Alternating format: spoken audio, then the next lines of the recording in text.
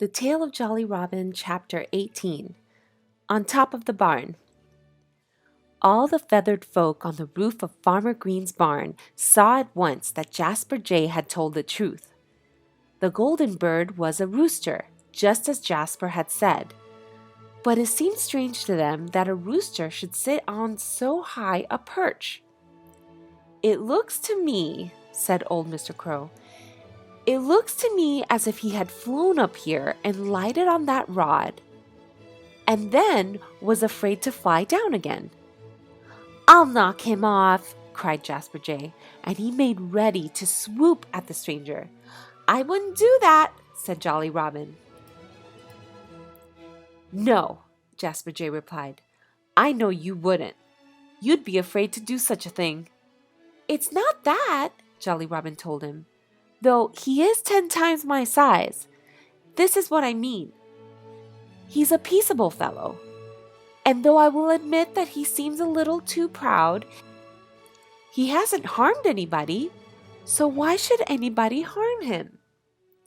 He's a barnyard fowl, and he belongs on the ground," Jasper Jay declared.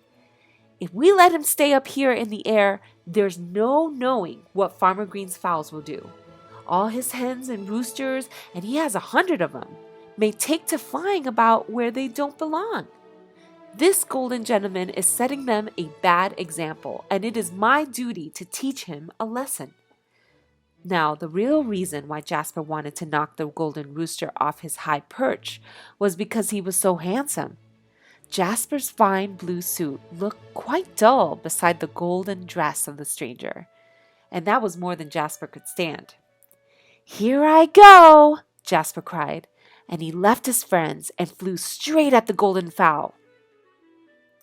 Jasper struck the rooster such a hard blow that he spun around on his perch twice, but he didn't lose his balance, and he never said a single word.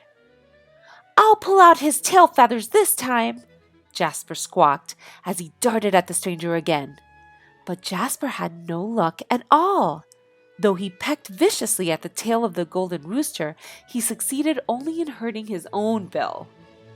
Several times Jasper tried, but not one tail feather came away.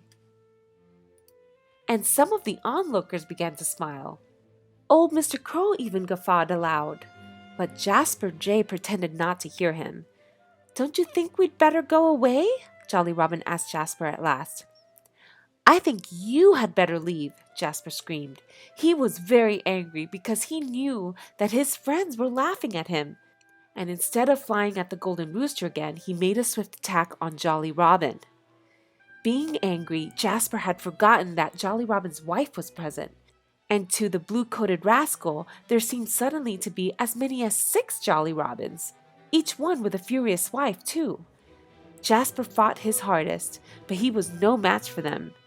Very soon he made for the woods, and as he flew away, a blue-tail feather with a white tip floated down into the barnyard, where Johnny Green had stood for some minutes, watching the strange sight on the roof of his father's barn. Johnny picked up the feather and stuck it in his hat, and when he told his father later how a big blue jay had tried to whip the new weather vane and a pair of robins as well, Farmer Green threw back his head and laughed loudly. "Don't you believe me?" Johnny asked him. "Here's the blue jay's tail feather anyhow, and that ought to prove that I am telling the truth." But Farmer Green only laughed all the more. You see, he could hardly believe all the strange things that happened in the neighborhood.